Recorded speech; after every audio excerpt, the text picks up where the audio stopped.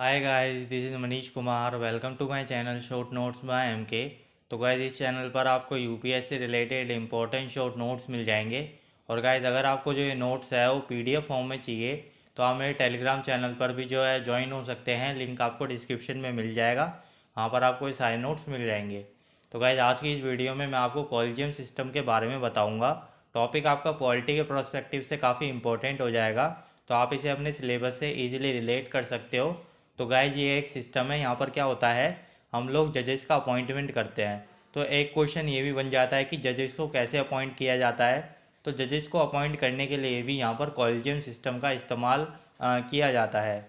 या फिर जजेस का ट्रांसफ़र करने के लिए एक कोर्ट से दूसरे कोर्ट में, तो तब भी इस कॉलेजियम सिस्टम का इस्तेमाल होता है। अब ये कॉलेजियम सिस्टम बना कैसे है, तो इसको हम अब समझते हैं। तो पहला जज केस हुआ था 1981 के अंदर। यहाँ पर क्या है कि मतलब कि कोई जज है, कोई जज को अपॉइंट करना है। तो पहले किसी जज को अपॉइंट करने के लिए सिर्फ और सिर्फ चीफ जस्टिस ऑफ इंडिया की ज़रूरत पड़ती थी।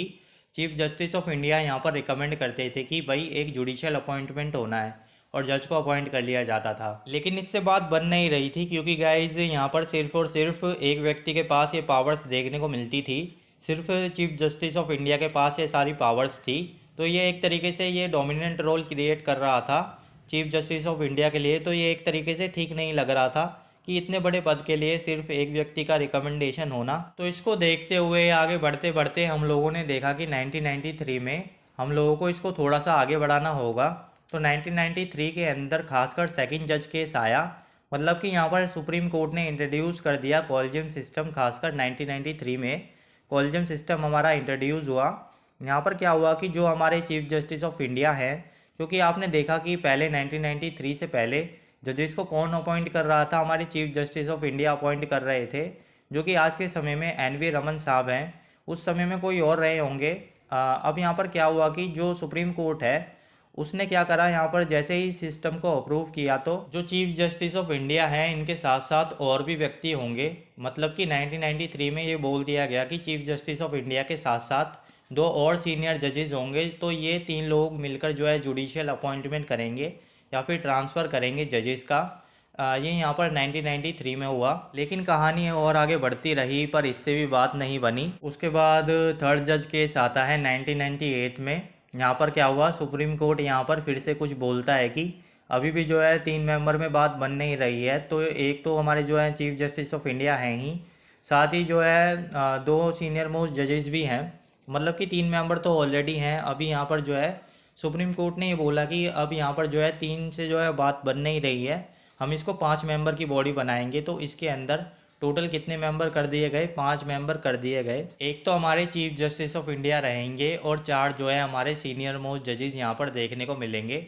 तो यहाँ पर ये आप देख पाओगे कुछ इस प्रकार से जो है ये कॉलेजियम सिस्टम बना है। तो आज के टाइम पर कॉलेजियम सिस्टम के अंदर 5 लोग हैं। ये 5 लोग मिलकर डिसाइड करते हैं कि किस प्रकार से हमें जजेस को अपॉइंट करना है या फिर जजेस का ट्रांसफ़र करना है। अब गाइज, जैसे मैंने आपको सुप्रीम कोर्ट के कॉलेजियम सिस्टम के बारे में बताया है, उसी प्रकार से जो है हाई कोर्ट का कॉलेजियम सिस्टम भी होता है। तो ये भी आपको याद रखना है, क्योंकि ये भी हाई कोर्ट के चीफ जस्टिस के द्वारा देखा जाता है। तो ये भी आप इसके बारे में एक आइडिया रख सकते हो।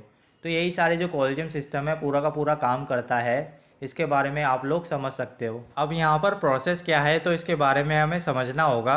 तो ये लोग यहाँ पर जजेस को अपॉइंट करते हैं। अपॉइंट करने के बाद जिसका भी नाम आता है उसको डिसाइड करते हैं। फिर पूरा का पूरा डिस्कशन इस कॉलेजियम सिस्टम में करने के बाद किसी भी जज को अपॉइंट करने में सक्षम होते हैं। लेकिन गाइज, ये पूरा प्रोसेस नहीं है। पूरा प्रोसेस अभी मैं आपको आगे बताऊँगा।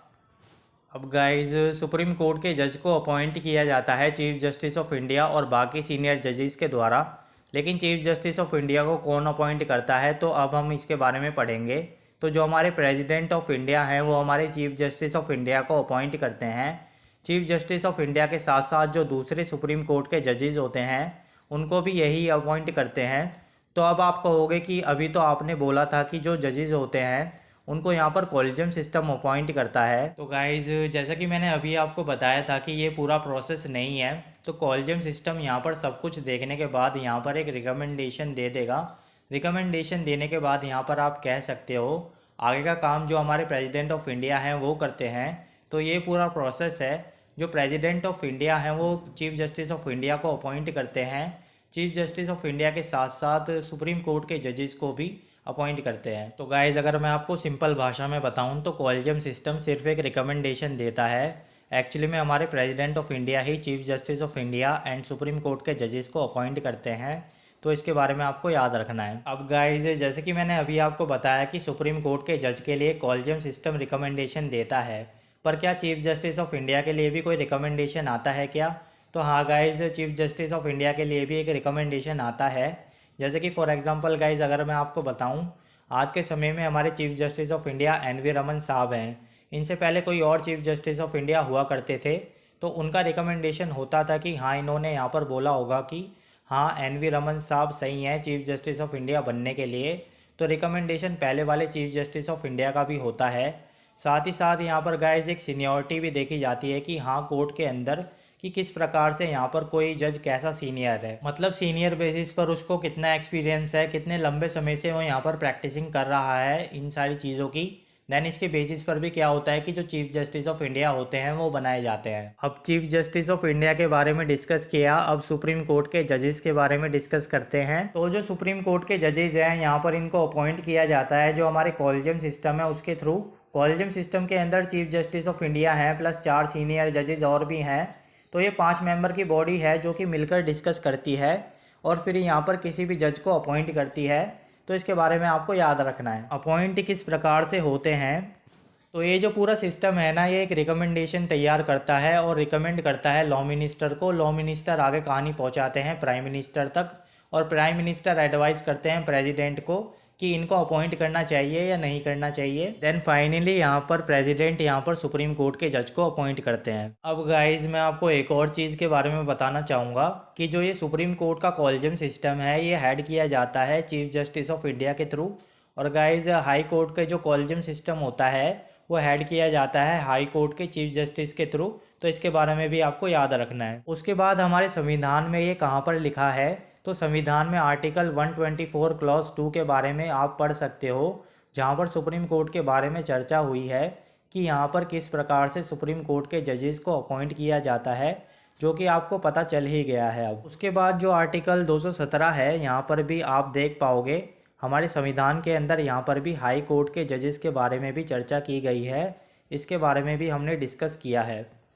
और गाइज यहाँ पर मैं एक पॉइंट भूल गया था क्रिटिसिज्म के बारे में। तो गाइज यहाँ पर लैक ऑफ ट्रांसपेरेंसी देखने को मिलती है, क्योंकि यहाँ पर गाइज जो सारा डिस्कशन होता है वो सिर्फ इन पांचों के बीच में होता है, तो इसलिए लैक ऑफ ट्रांसपेरेंसी देखने को मिलती है। साथ ही गाइज यहाँ पर नेपोटिज्म का स्कोप भी होता है, क्योंकि गाइज अगर वो चाहें तो अपने जानकार लोगों को भी जो है प्रमोट कर सकते हैं, अपने रिलेशन में जो लोग हैं उनको भी प्रमोट कर सकते हैं, जिससे क्या हुआ गाइज जो है वो व्यक्ति एक्चुअली में जो केपेबल है उस पोस्ट के लिए, उस जज की पोस्ट के लिए उनको यहाँ पर मौका नहीं मिल पाएगा। तो ये सारी चीज़ें भी यहाँ पर देखने को मिल सकती हैं। गाइज ये पॉइंट मैंने ऊपर लिखा था तो इसको एक बार आप चेक कर लीजिएगा। बाकी गाइज नोट्स तो आपको टेलीग्राम पर जो है मिल ही जाएंगे। तो गाइज यही था हमारा टॉपिक कॉलेजियम सिस्टम। होपफुली जो है आपको सारी चीज़ें समझ में आ गई होंगी। अगर वीडियो अच्छी लगी हो तो लाइक कमेंट शेयर ज़रूर कर दीजिएगा। साथ ही साथ चैनल को भी जो है ज़रूर सब्सक्राइब कर लेना गाइज़। और एक और चीज़ गाइज़, अगर आपको जो नोट्स है वो PDF फॉर्म में चाहिए तो आप मेरे टेलीग्राम चैनल पर भी जो है ज्वाइन हो सकते हैं। लिंक आपको डिस्क्रिप्शन में मिल जाएगा। साथ ही गाइज़ अगर आपको कोई क्वेरी आती है या कोई क्वेश्चन पूछना हो तो आप मेरे को इंस्टाग्राम पे भी जो है कांटेक्ट कर सकते हैं। लिंक आपको डिस्क्रिप्शन में मिल जाएगा मेरी ID का। So guys that's for all today. Thanks for watching. जय हिंद, जय भारत।